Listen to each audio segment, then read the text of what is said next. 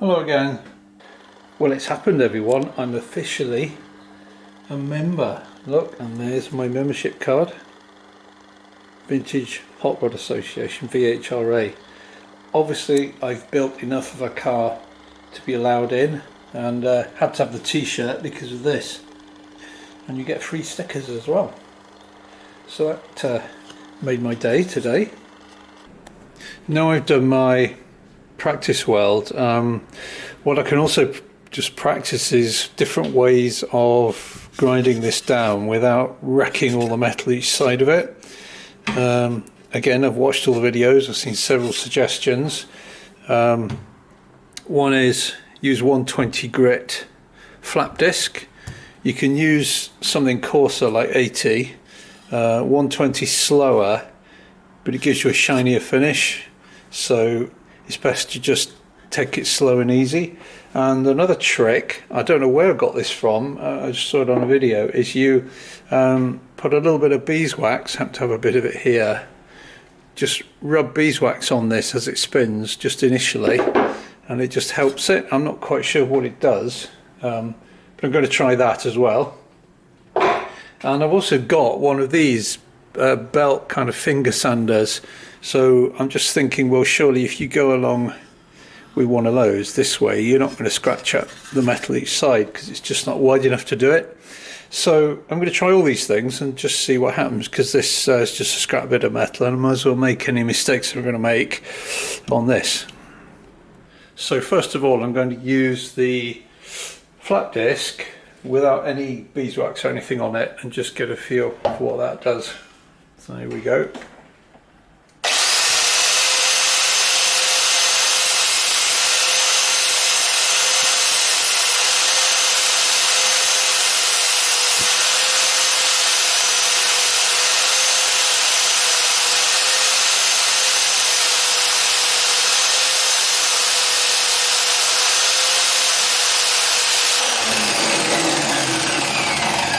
Okay, well, it's not too bad. Yeah, I mean, you could see with some polishing the weld will be almost invisible. I'm just going to try it with the beeswax because I'm just intrigued. I'm intrigued to find out what difference it makes. So apparently you spin it and just rub it gently.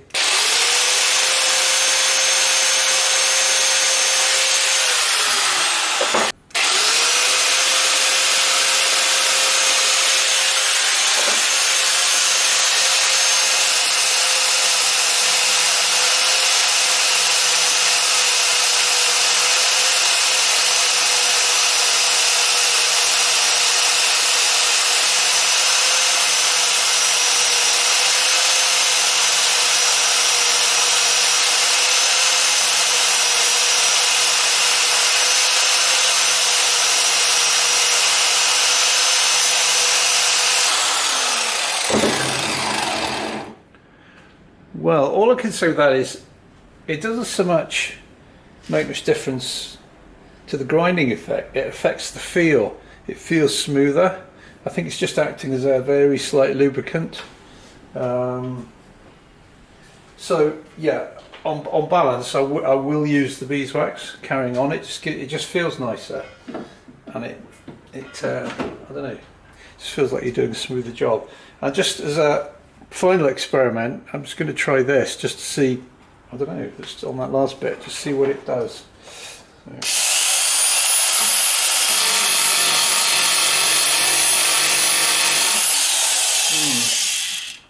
Well, yeah, it's not as good actually, is it?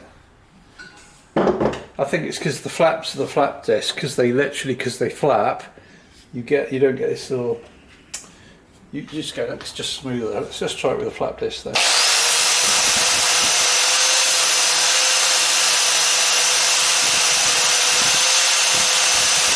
Wax on it.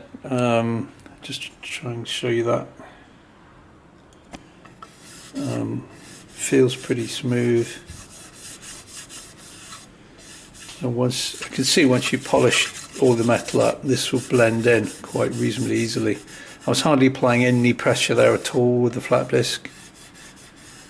And as far as a belly tank racer goes, I mean that's That's actually better than I expected, so I'm pretty pleased with that. Aluminium, more aluminium. English wheel. Now, can you spot the mistake here? I got this off eBay. It's a thick piece of rubber and it's advertised as 3.5 inches by 3.5 inches. And this wheel is 3.5 inches that way. It's less than 3.5 inches that way, so I thought, no worries, I'll just trim the sides off. But as you can see, it's a bit bigger, but there's a saving. I thought it was expensive. There's a saving grace. You can see here, all they've done is super glue it and then grind it smooth. So I'm going to have a go at cutting and super gluing it. It should actually be stretched over this wheel. In fact, I'll take the wheel out and try and get the length right and super glue it. I've super glued them and the edges are forced together by these two clamps. Now the only problem is we're going through a cold spell at the minute, and super glue, I believe, needs water vapor to cure it, and the air is actually very dry at the moment, so I don't know if this is going to work, but I've got a mug of warm water here. I'm just going to put it close by and put a polythene bag over the top, not to seal it, because the otherwise you get like a bloom, like a frost of cyanoacrylate over everything. So just sort of loosely put the bag over the top and then leave it overnight, just so it's still open to the air a little bit under here, but in there it should be nice and humid, at least for the next few hours. Also, a few things have arrived in the post. This is a reasonably priced steering wheel quick release. So you bolt this to your steering wheel mount. This side goes to the steering wheel. It fits most common sizes. And apparently if you push that in and then pull up on this ring, it should detach. Yeah, which it does. And then that stays. The only weird thing then is 1, 2, 3, 4, 5. Is it that way around? Yeah.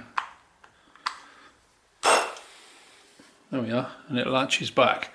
The only thing is you've got to line it up correctly, so by the look of it I might need to put some marks here and here. And it's got no free play at all, which is good. So, and it's reasonably shallow. So, and people have suggested that my steering wheel is too close to my welded front tube anyway.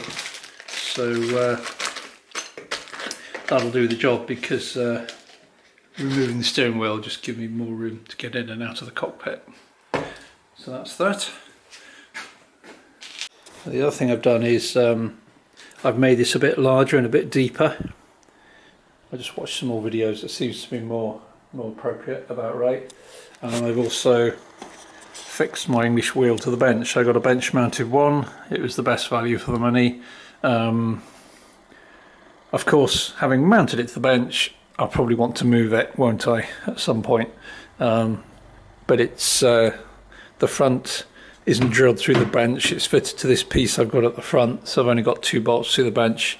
I've also, for good measure, welded on a diagonal stabilizing bar, so you know the forces on this thing are going to be back and forth, and it's absolutely rigid. So that's hopefully pretty good. I've got enough room, at least in theory, for the size of the panels that I'm going to be using. And the other thing I've done in preparation, because obviously it's hard to look at your panel from underneath when you test fit it to see that it's fitted, is I've made a profile from underfloor foam. It's the foam they use for these laminate floors. So if I put that there, you can see it exactly follows the curve. So when I make my first section, this section here, I can lay it over the buck, clamp it on, and then by using that I can work my way around like that to see if there's any high or low spots or bits that need more work. So that's the plan anyway.